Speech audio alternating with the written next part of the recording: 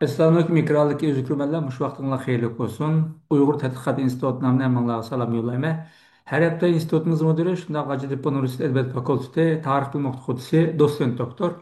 Erkin ekran malum ötküzüp kılatkan Xalqara Vaziyet ve Gün Tertip malum programımıza hoş geldiniz. Malum hoş geldiniz. Hoş bulduk, rahmet.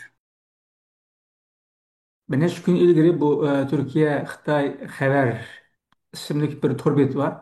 Şundan bir haber çıkan. Yani Türkiye'de Xitay bilen Soğudunu terakki kıldırış ve kollaş cemiyeti var. Yani bu dernek mi de koyuyoruz bunu. Bu dernek Xitay bilen Soğududan başka yani media sahasında hemkarlık oruntuğalıqını muşu dairede Türkiye Xitay Xəbər torbeti kurulğalıqını bildirdi. Emniyette bir küçük bir torbeti de belki bizim pek kızıkmasımız mümkün ama lekin bir kanda kop bir soda derneğindeki cemiyetininki bir haber torbada kuruşu biz hakikaten oylandırıcı bir mesele dep qarayman. Çünkü bu yerde hakikaten eğer maksat soğuz bulgan olsa bunun gerek yoktu ama haber kanununki bu işi bizge bazı meselelerini oynayışımıza yoki soruşumuzga türtki oldu. Bundan başka bu dernek kurulğalı bir neçe yıl olgan 2018'de kurulgan bir dernek. Onundan beri devamlı Xitayda soğudu kılatkan yoki bir yerdeki parlament azalarıyla bilen birlikte bir heyet oluşturup Xitayga berip kılatkan yoki u yerdeki heyetlerini kütülayotgan mında bir işlerini kılatkan bir dernek. Lekin bu kıtım bu dernek karakterini özgertip başka bir saha yüzlengendek turdu. Hatta en kızıkarlık yeri bu dernekten başka dedi ki Beşer isimli kişi. Yani bu dernek bizimki Zamanı İpek Yolu'nunki medya körükü bul dedi. Bu hakkında oylandırdı bizni. Ben şunda hep okugalarımı şunda oylayma. Erkin bana biraz dinken deyiş mümkün bunu.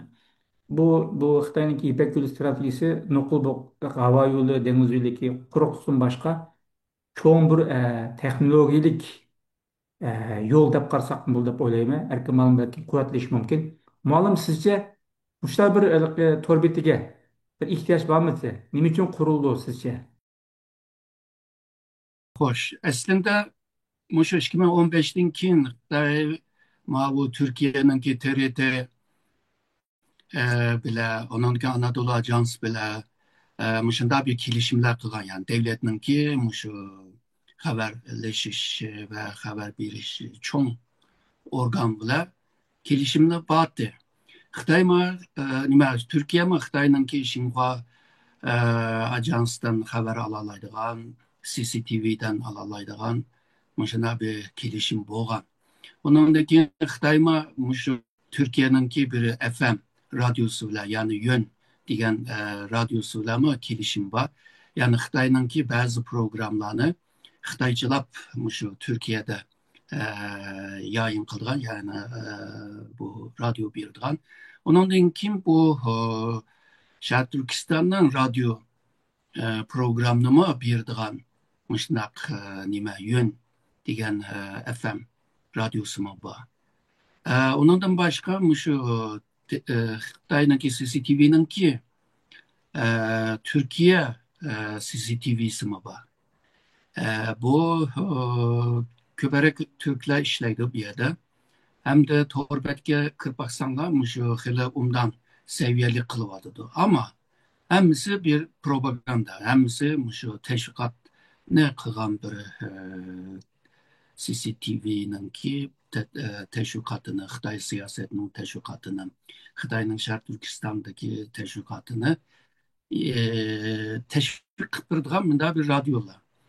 Demek ki bu Xitay bunchilik bile yetinmeydigan ya da yetmeydigan dep oylagan boz kerek. Yani bunu köpeytivatıdı. Bununki məqsədini gəlsək, misalға köpləb bunun sanını köpəytişinki səbəbini, yəni Türkiyəninki muşu cəmiyyətdə, sosial mediada, muşu matbuatlarda Xitayınınki imajını, Xitayınınki obrazını tikləş, Xitayınınki düşüncə, fikir, akıllını bu Türkiyə cəmiyyəti də sındırmaq, digəndək bir siyaseti var dep oylaymamdı.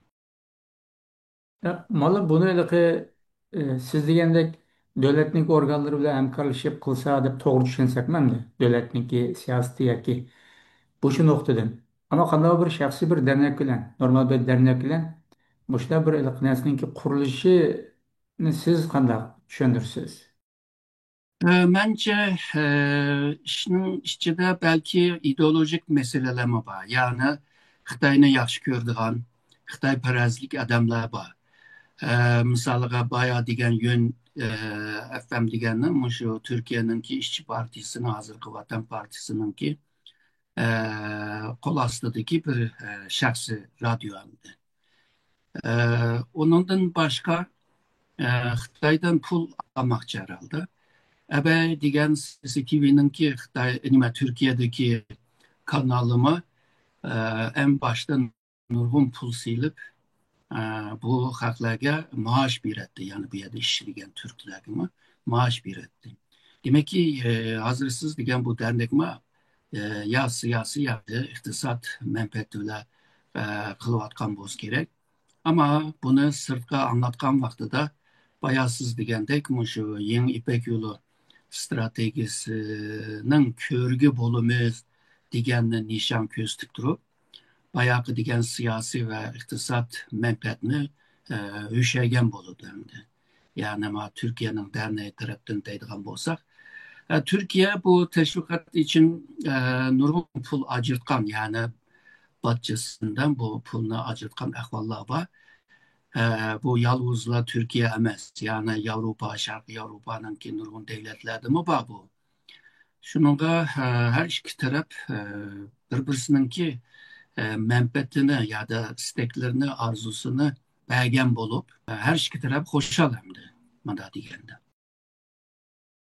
Oğlum bir yerde dernek başkanı dedi ki biz iki taraf bu mu hem Türkiye'de hem anın gibi şu Çin'de yüz bergen vakıalarını doğru, objektif, bitirip bir şekilde halk bilen, kendi halkımızdan ortak çıkarışımız diyen bu değil mi? Ya da objektif, yani objektif, doğru bitirip diyen hukum alayda mühim rol oynuyordu. Sizce bu şey kılalandı? Eğer de başka bir garp devlet, Avrupa'nın bir devlette degen bolsa, misalga BBC aşna degen bolsa, AP degen bolsa, ya ki mavu Deutsche Welle degenler degen bolsa, belki biraz aşnak buludu. Çünkü bula e, haber yazgan vaxtıda, ilan kılgan çağda 5 ne bir K dep bu kuralga karab yazıdı hemdi. Ama mavu dernekler Türkiye'ninki bazı ideolojik maksatı boğan, siyasi maksatı boğanlar eğer de bu gapni dese pek adamga işençilik vermeydi hemdi. Başka bir maksatları buluşu mümkün dep oylayman. Her iki taraftan ki maksatını bayağı degandek. Ama bu keyindeki dernek başlığı dediniz ya, keyindeki belki hakikat maqsadını yürütüş için çıraylık gaplar bilen pedazlagan bunu buluş mümkün de. Ha, dedi ki yani bu haber torbeti ameliyatda bu zamonaviy İpek yolununki mana media ko'riki deb. Ben sizinki devamlı ortaklaşkan makalalarınız, ortaklaşkan mühim analizler. Ben şunu okudum ki bu hazır Xitay'daki zamanı İpek Yolu programısı yani stratejisi kandaktır. Deniz, quruqluq, havadan sırt.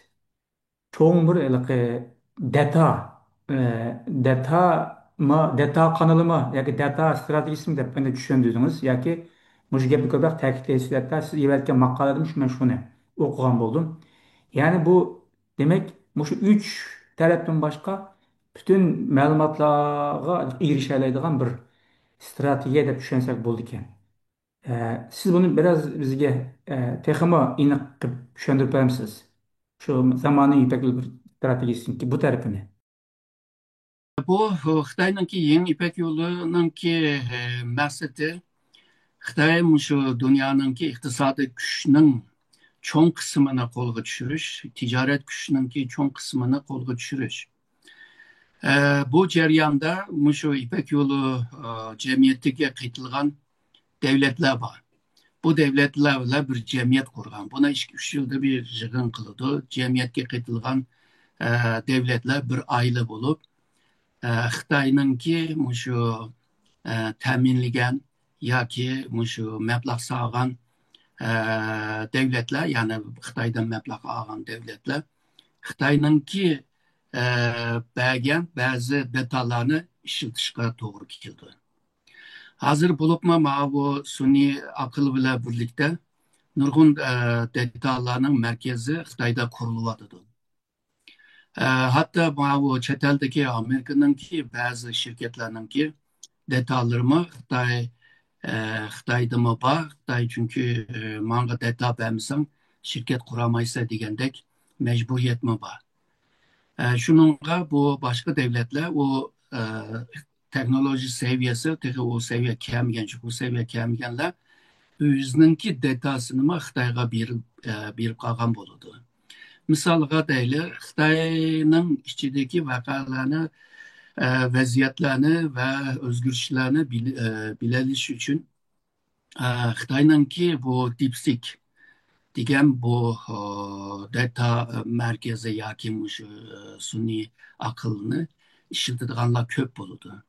Sen onunla kirgandan keyin sen nima izlayapsan, nimalarni ko'ryapsan, bularni bilgandek, Xitoy bilib olgandek, sening kim bo'lganligini, sen nerede bo'lganligini, seninki qanday bir maqsad bo'lganligini shu dataga yig'idi. Dataga bunda ma'lumotlar yig'ilgandan keyin uni analiz qilish oson to'xtaydi. Hozirgi bu sun'iy aql bilan buni analiz qilgandan keyin sanga qarta seninki ortiqcha va kamchiligini bilgachga sana en to'g'ri bir siyosetni ilib bordi. Sana en to'g'ri siyosetni ilib borg'achqa natija olaoladi. Natija olaolgandan keyin Xitoy texima senin üstünde texima bir kuch qozongan bo'ladi va seninki sahip bo'lgan jamoatingga bir nüfus qozongan bo'ladi.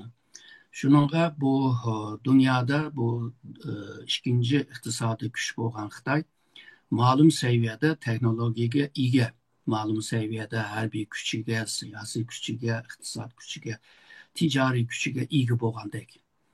Shuningga bu Xitoy bilan aralashgan siri bu sening datama Xitoyga bordi, Xitoymi senga qarta sening arzu qilgan ba'zi detallarni seninle ortaklaşgandek, ba'zi vaqtlarda shirin yipiq bir şekilde sana yem şeklinde detallarını verip ve sen bu detallarını işletken vaxtıda Xitayning tushungan yolda ya hareket kılsa ya ki beqinsa. Yani bu işler bağan siri muşu tarafga qarab mingyotidi. Eğer de Xitay bir demokrasi bir devlet olsa, bütün kirishlar, chiqishlar hammasi bu uchuq oshkor bo'lgan bo'lsa, qonun bilan kontrol boshqurgan bo'lsa, u vaqtida biz Xitoy diqqat qildik deymiz. Chunki bir davlatning, bir shaxsining maxfiy bir ma'lumotni egallash uchun nurg'un davlatlarda shu sotda yoki shunga o'xshaydigan adliya sisteminden ruhsat ilişki doğru geldi. Ama Xitayda bu yok. Yani Komünist Parti asas kanundan mı yukarıda? Şununla bu kanun işlemeyen yerde Komünist Parti işleydi. O özününki məqsədi için hemmini kılalaydı hem de. Şununla bu xatarlik bir ahval. Nurgun devletlerimi şu Xitay'nın işlep çıkargan bazı maşinin, esvab degandek aşında derslerden jirak turvadıdı. Çünkü nurgun maşında esvabladımı bazı Xitay'a malumat yetkizilgan maşında nimeler bakende, maşında mahbi maşında cihazlar bakende hem de. Bundan kaçış için Xitay'nınki malını işletmeyle deydi. Tünügün Amerika'nınki mutafiye ministerimi dedi, bizninki mutafiye ministerliğimizde Xitay işlep çıkargan malını hemmini tazlap oldu deb ilan kıldı. Bu İngiltere'de mi şunda, Avustralya'da mı şunda, Kanada'da mı biraz tırışıvadıdı. Bunda ahval Türkiye'de de yok yani. Şununla Türkiye'ninki malumatlar, datalar bir kısmı muşu abaqı degan dernekler, vakıflar yoki shaxslar vasıtasıyla Xitoyga yetkazib bo'ladi. Oğlum mushkipimizin şu neticeye basak bulandı. Xitoyninki bu İpek Yolu stratejisi üç yoldan emas, 4 yoldan teşkil tapıdı. Birincisi quruqluq, ikincisi deniz, üçüncüsü hava, dördüncüsü data.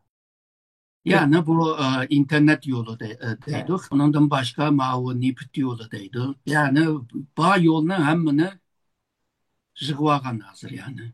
Əbəy degan detallar biz cətdə degan çağda istihbarat malumatlar. Yani istihbarat jığış üçün kanal qançılık köp bolsa, az jığqan malumat şunçilik toğur çıkıdı. Toğur çıkmagan malumat bile hata siyasetini belgileydi. Hata siyaset, hata netice bir demdi. Şununla her kanda devlette muşundak istihbarat faaliyette naiti cıq kanal buludu. Hatta e, bazı devletlerde kuruluşmamış, istihbarat kuruluşma yaman köp.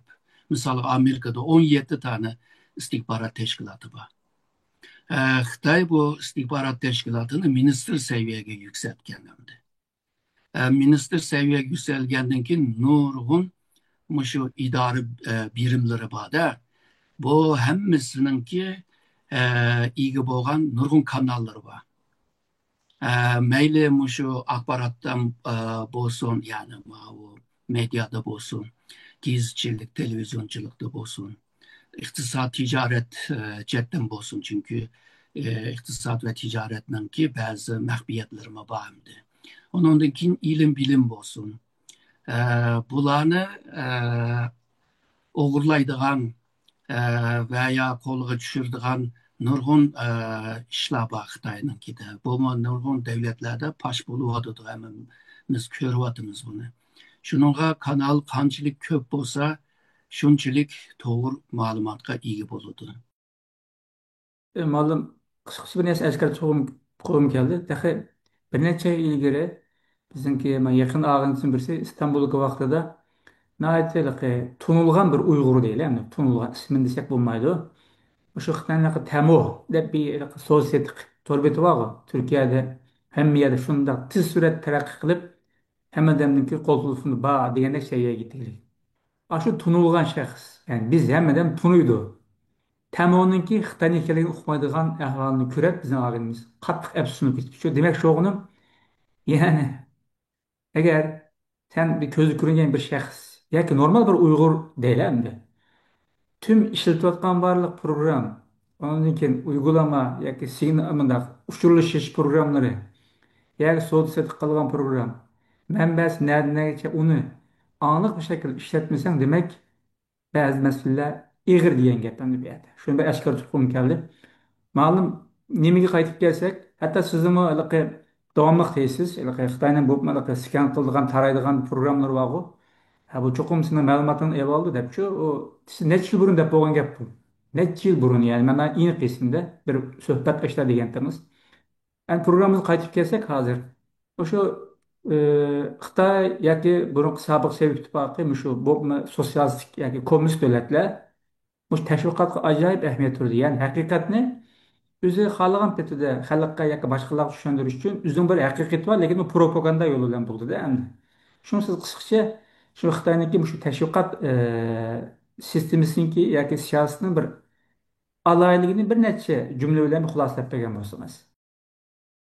Ve Komünist Parti'ninki teşvikat kabiliyeti Sovyet'ten geliyordu. 1921'de şu internasyonel teşkilatı Xitay Komünist Partisi'ni kurgan vaxtıda bu teşvikatnımı ügetken. Ve uzun yıl tecrübe savak ağandan keyin Xitay'ınki bu teşvikatı 1937 yıldan itibaren şu netice ilişki başladı. Bulupma şu nimege Japonya'nınki Xitay hücumuna karşı aslında bu cenk kılıvatkanlar hükümetninki ermisi buludu. Komünist Parti'ninki ermisi hem de bir yerde uşak düşek bir canını kılalaydı. Çok canını kılamaydı. Eğer de şu Komintang'ınki, harbiyninki yukarı seviyedeki komutanlar 100'e yakın ölgen bolsa bu bütün şu Japon karşı cangda. Xitayninki aram bir tane general öldü. O ma şu kıçıvatkan vaxtıda bir kaza ile ölgen. Yani demekçi boğunun Japonya'ya karşı bütün ziyan köygen, küç serp kılgan ve can kılıp neçe milyon adam ölgen la Komintang'ınki harbiyleri. Ama bugün bu şu 37. yıldan başlap Komünist Partisi bu şu teşvikat bile bütün Xitay halkını aldıya aldı. Çünkü hükümet can kılmayıvadıdı. Hükümet candan kıçıvadıdı. Hükümet halkınınki bu şu ensireshlerge, ölümlerge karmay kıçıp git bardı. Aslında can kılamayıvadıdı. Yani Japonlara karşı can kılamgandan keyin şu ölüdü, kaçıdı tabii. Şununla biz Komünist Partisi, Komünistninki ermisi bulup, biz aslında manda can kılımız, anda can kılımız, manda kılıvıtımız, anda kılıvıtımız. Küçük bir partizanlık bir uruşta bir kanca Japonlu öldürgen bolsa onu çoğaytıp kılıp, ahırda kilip, şu 37, 38, 39'gacha nurgun Xitay, şu nemdeymiz, münevverleri, sarkılları, yani Nanjing hükümetiga emas, şu yandaki komünist Xitay hükümetiga berishga başladı. Muşla kıldık ya şu Japon'a karşı Xitayni kutkuzdu deb. Ondan keyin yalgızla Xitay Komünist Partisi Xitayni kutkuzdu deydi. Şuar bulup bütün Xitayda tonulganda Jiu Gongchandan Sayının Jiu Zhongguo deydigan. Bunu hemmeden şu vaxtlarda ig'izga alalaydigan. Bununla birlikte o işletken gizitler, o vaxtdaki Xinhua Cefang Rübo degenler buna cık teşvik kıldı. Ve bu teşvikatını nakşı bile tihimi asan teşvik kılalardı. O vaxtda televizyon yok, hazırki internet o bu yok. Ama bir yerde nakşı itilip kalsa hemmeden ügündü o nakşını. Şuna o nakşıda sap aşında Xitay'ın manda kutkuzumuz, Japon'un manda koklayımız degenden keyin Xitay halkı cık işinip gitti. King Komintang'ın şu kuruqluqni taşlap koyup Tayvan'a kıyışınınki moyum sebebinin birisi şu. Teşvikattan futurup verdi. Keyin Chiang Kai-shek Tayvan'a bir bolgandan keyin hatırasında nurgun şu kuruqluqdan nima üçün biz futurup etdik, biz kıyışışqa mecbur kaldık degan sebeplerini yazgan vaqtida bir sebep şu hazırkı men degenler. Şununla bununla usta olup ketkendan keyin, bağan seri usta olup ketkendan keyin hem de bu teşvikat için şu baş ministerlikte alaydı bir birim var, alaydı bir idare var. Bu idarenin ki töven katlamgaca, nahiyenin ki töven katlamgaca, aşında şönçön bu degen müşler nimeleri var. Müşnunla teşvik kıp jürüp, yüzüne şu bugünkü halga geldi. Bu teşvikat degenin ki devirge karab sözlügen gel sözlemi özgürdü. Misalga Xitay aciz vaxtıda biz dünyaya hakim bulgan niyetimiz yok. Biz emperyalistlara karşı biz degenin ki halkının ki adımı o bu deydin. Misalga Dengxiaoping Birleşken Devletler Teşkilatı'nda eğer de biz kelbisinde şu hegemonyancılık kıldığan bolsak bütün dünya bizge karşı çıksın deydi. Mana hazır nemiş kılıvadıdı. Hazır devri özgerdi. Xi Jinping'ninki 19. kurultayda ilan kılgan kudretli Xitay stratejisinde nimdeydi? 2049'da cihanga hakim bolumuzdaydı. Yani 2035'te cihanda en güçlü devletler tam bolumuzdaydı. Bu nim demek bu hem. Ama buna çıraylık bir söz bile Xitay çüşü de teşvik kılıvadıdı. Hem de bir çüş olgandan keyin bir arzu bulundu. Bu arzunun bir yaman tarafı görünmeydi, bilinmeydi. Ama bu düşününki merkezde bayağı men degende cihanға hakim buluş. Şununla Konuz'unki ideyalarını Xi Jinping yaxşı görüşünün sebebimiz şu. Çünkü Konuz'unki ideyasında yeryüzüne başvurmak var. Dağıtım degen bir nersi var. Yani dünyanı okşaşlaştırış. Kim okşaşlaştırdı? Bir yerde özne yok. Tabii ki Xitay buludu. Öz vaxtıda mı Xitay'ınki alimi Kang Youwei mi bir Dağıtım Şu da bir kitap yazgan. Yani kelgüsünde dünya hemmisi okşaşlaşıdı. Bugün bir-birisiga okşamaşqa bir-birisi bilan urushidyotidi, talishyotidi. Xitoy mı aciz bo'lyotidi. Ama kelgüsünde Xitoy mı ashlar bilan tang bo'la oladi va dünya okşaşlaşıdı. Ama qaysi merkezde kimning yetakchiligida bu okşaşlaşıdı? Bununla cevap vermeyotidi. Ama Konuzning dedigini ochu. Yani Cungoluklar bunu kılıdı deb. Şunu, bu ideyalar Xi Jinping'in kalısı da boğaşka bayağı degen 2035-2049'daki planı aşına köstülendi. Tamam kitap o'ylab bergansiz mushunaqa Tianjia datum deb bu shu gap munosabatlik mushu Yaponda o'qigan bir Xitoy ekan. Hozir Bejinglik bir maktabda ishlaydi qo'yim Xitoy. Bir doktora maqolasida yozib ekan buni. Bak tafsil yozib ekan, ba'zi narsani yozibdi ama ne ba'zida o'zinki Xitoy desini oshkorlab qo'ygan bir ishlar bor. Buni aniq siz yozib bergan to'g'ri deyman. Kürek Kuş'taki bir kitap dep oyladım ben. Malum hem de Xitayda bu Türkiye'de medya sahasında güçlük kaldı kevatıdı. Burun tat, iniydi, inikti. Hazır en ahir kıtım kurulan torbiye bilen maksat takım inik oldu. Ondakta biz devamlılık diyesiz bizimki iktisadi cihetten, onun dinkin, bilim cihetten, siyaset cihetten, harbi cihetten Xitayla ile sileşçi olmaydı. Ama akıl cihetten bizimki bir güçümüz var. Hatta hazır bu dünya, internet dünyası unda olganki muшу arqali Xitoyga ma'lum saviyada o'sma, ma'lum maslarni ishlatib taqabul to'g'ri bo'ldi deb davomli deysiz va fikrlaringizda, suhbatlaringizda, yig'inlarda mush deb kelyapsiz, ta'kidlab kelyapsiz. Undaqda biz Turkiyadagilar mushning qata qanday nimalarni qila olamiz? Siz Misalga 2018-2022'lerde Xitayga taqabul turush va teşvikatını güçlendirishga, yani karşı teşvikatını güçlendirish uchun yaman yaxshi fursatlar bordi. O vaqtdagi fursatni to'liq ishlatamadi. Va 2015'ten itibaren Türkiye'nin Cumhur Reisi Erdoğan 7. ayının 1. çisla bir gapni dedi. Şark Türkistan'daki ahvallar hemmisi doğru emas. Bazı resimler, bazı videolar yalgan. U yerdagi zulmni aniq emas deydi. Ya'ni ba'zi gap so'zlar va ko'rinishlar yolg'on degan ma'no chiqadi. Undan keyin shu Turkiyaning TRT'ning muxbirlari Urumchi Qashqarga berib, ikki jami, ikki masjidninki namoz qilayotgan odamlarni chekib akiliblar bu yerda tanishtirdi. Ya'ni u yerda zulm yo'q ya, musulmonlar namozini rahat qila oladi dedi. Ondan keyin Türkiye'de bu 2006'daki 2016'daki bu Reyhan'a bir hücum bo'lgan. Halaqa bir keşlik tamak yeydigan yerga bir hücum qilindi o bu DAEŞçilarning qilgan ishi. U yerda o'z vaqtidagi bu